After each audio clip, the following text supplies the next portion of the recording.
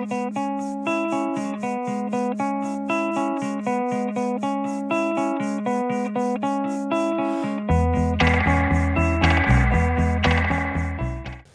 right, Ragboy, RJ. and it is an absolutely gorgeous November day right now, and one of our favorite trees on our property. We got Thomas and Jessica climbing over there right now, and the leaves are already falling, but a while ago this tree was just this incredible, big, huge, beautiful yellow. Anyway, one of the things that we like to do towards the end of the season is experiment with different things, and so today we're experimenting with A long wave. yes, we're trying to get a longer wave. Now, when we ride our daily setup, it's at 12 miles an hour and about 1,600 pounds of water ballast, all hidden away, automated. And it produces a pretty good steep wake, lots of push, and that's RJ's preference. I mean, RJ's really the rider that we kind of build towards, because it's whatever he likes, that's kind of how we do. Well, we just did the polar bear event, and some people said, well, I like the wake on the other boat because I liked that it was longer. So we wanted to do some tests to show that the RZ2 is very versatile and we can also do a longer wave. But we haven't done this in a really long time, and we really wanted to see exactly, well, what could we do, and just for fun. Yeah. All right, so basically we got out there with some extra sacks and we put 400 extra pounds up front on the surf side. That's all we did. Then we sped up. We got all the way up to 14 miles an hour and worked our way down, and we found that anything over 13 miles an hour, just no more push. RJ couldn't stay in, it just fell right out.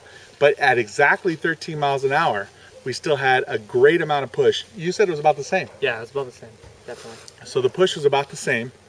And the wave, definitely, what, 3-4 feet almost? Maybe at least 3 feet, I would say. Big difference. At least 3 feet longer. And the interesting thing is, the wave didn't get knocked down. We didn't short down. Now what we did is we put two cameras. One where we normally do on the water level as close as we can on the boat, and the other one we put up on top of the tower looking down, so you really can get to see that length. And we took different angles, different tests, and it really came out well. Yeah. I think we were surprised at how well this test came out, and we're doing something a little kind of fun we've never done before. Is we needed to do voiceover to explain all of the different angles. But what we did is we did it DVD commentary style with me and RJ, and it's kind of fun. So I hope you enjoy the video. Watch it, and you can hear me and RJ talk about the different angles. Let's go. All right, Ragboy here, RJ. and we're here talking about, this is our daily setup for weight. 1,600 in the rear surf corner, 400 pounds up front, and me sitting in there, and Maddie driving. RJ is obviously riding behind the boat. But we want to get a point of reference on our daily wake here. And RJ, why don't you talk a little bit about what it's like riding heel side compared to normal? When I ride toe side, I'm able to recover much better for two reasons. One, because when I ride toe side, I'm able to pump much better than I am on heel side, which allows me to get up to the wave. And two, when I ride heel side, I'm not able to see where I'm at on the wave, so I can't tell where I can recover or I can't recover. Right, and this is our top angle. This is the same exact moment of time as the last angle. And the point of RJ riding heel side is that it's harder for him to recover.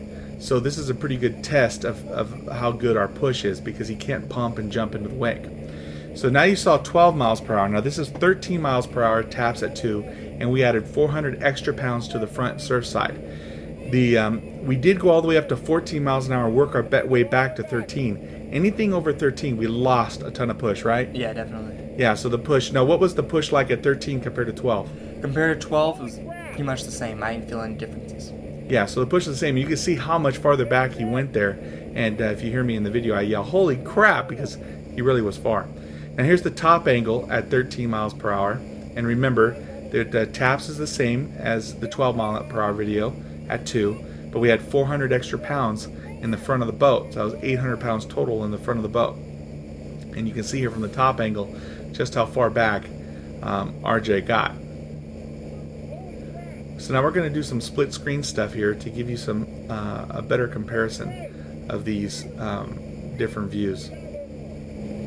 So this is 12 miles per hour showing you from head on at the boat level, ground level, and then from the tower view.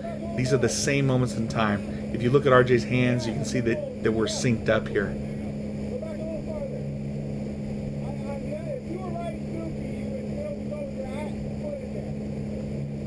You can also see on the right video that the water's just at the rub rail. That's how we normally ride.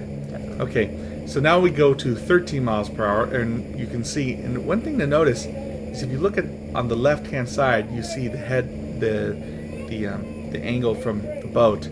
The wave is about the same size as it was at 12. I mean, RJ, was the wave like smaller at 13? No, it felt just as big, maybe even a bit bigger. The wave is ginormous. Yeah, so the wave was good size, and there you can see how far back he went. And it's interesting to see from the top and the bottom the distance to the boat and how the camera angles really affect your view. So here we go, 12 and 13 from the boat level. And obviously these aren't the same moments in time, but we tried to synchronize when he goes as far back on the left as when he goes as far back on the right. And you can definitely see and think of perspective on how big RJ is, how he looks. You can see how much farther back he goes on the right hand side, how much more wake there is there in front of him. So now this is the top angle view, 12 and 13, 13 on the right. Now this one you can really get a good look here. Something else I want to mention here, on the 12 miles an hour video, it has enough push all the way back as when I go on the 13 miles an hour video, but the curl is a bit closer, and when your back foot gets sucked into the curl, it's much harder to bump back. But on the 13 miles an hour, the curls move back a bit, and you're able to get farther back and still use that push that's in the wave. Yeah, it also seemed to me from my perspective that the curl was also flatter. It wasn't so big, so it didn't grab your leg as much. Yeah. And I'm speaking of 13. Now, this is a great view, all four at once. At the bottom, you see 12 on the left, 13 miles an hour on the right, and you can see the waves are at least about the same size. And on the top, you see the top view, you can see how far back, and here's about the farthest back they go. You can see how much farther back RJ's going on the right, upper right-hand side. So you really got a good ways up there. Now this is just for point of reference. We're not trying to say, okay, now the Tige is so much better than the Enzo. This, you know, everybody loves their boats, and that's great. It's just a point of reference that we had from the Northwest Open. The Enzo 240 has set a great standard for a good long wake, so we just wanted to point that out. And we also did do the same test on Goofy, but we should point out we actually dropped our ballast pump into the bottom of the lake.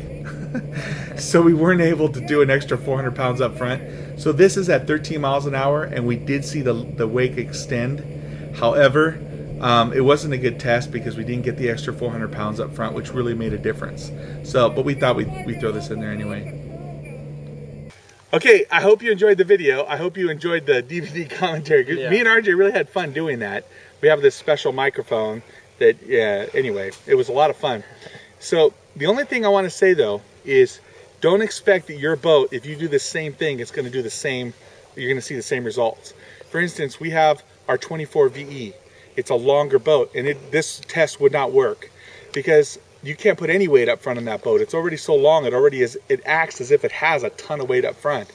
And we notice on the 24 VE, it doesn't quite have the same amount of push that the RZ2 does, and this test wouldn't work. The RZ2, for whatever reason, with that Tige hull, that 22 feet seems to be kind of a magic length where it's just very versatile. You can take weight out of the front to make the wave steeper and shorter. You can put wave in them. Anyway, a lot of different variations and get a lot of different weights. So experiment with your boat. Have fun. It's a blast, isn't it? Yeah. We go out there and experiment. We really have a ton of fun. The only thing is you may want to leave, like we always leave Mom at home and Whitney, because you got to take the people that really enjoy this kind of stuff. Yeah, Whitney's a wimp. Yeah, Whitney's kind of a wimp, yeah. And Mom gets bored real easily. Yeah. That's why we save this stuff for the end of the summer, Yeah. Anyway, surf safe.